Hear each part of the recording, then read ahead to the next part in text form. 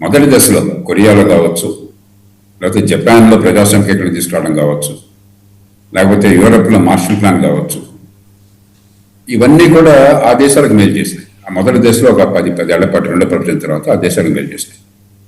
రెండో దశలో Soviet union అరికట్టాలని చెప్పని నానా ప్రయత్నాలు చేశారు, ముఖ్యంగా ఆగ్నేయ ఆసియాలో. మరి వియత్నాం, కంబోడియా, లావోస్ విధ్వంసం విపరీతంగా జరిగింది. అక్కడ అమెరికా ఏమీ సాధించలేకపోయింది, పరుగు పోయింది, జన నష్టం జరిగింది, ఆస్తుల నష్టం జరిగింది, ప్రపంచంతో అల్లకల్లోలమైంది. అది రెండో దశ.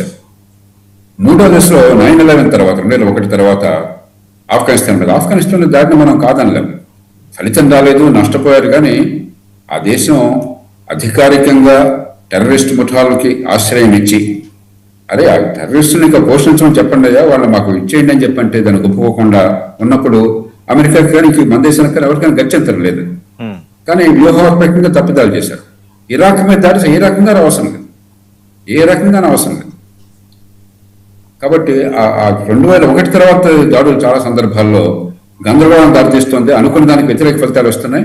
ఇప్పుడు ఇరాన్ మీద దాడి, ఇందాక నాగేశ్వరం అన్నట్లుగా ఇరాన్ని మనం సమర్థించక్కర్లేదు. కానీ ఇరాన్ మిగతా ఇస్లామిక్ దేశాలు లాంటిది కాదు.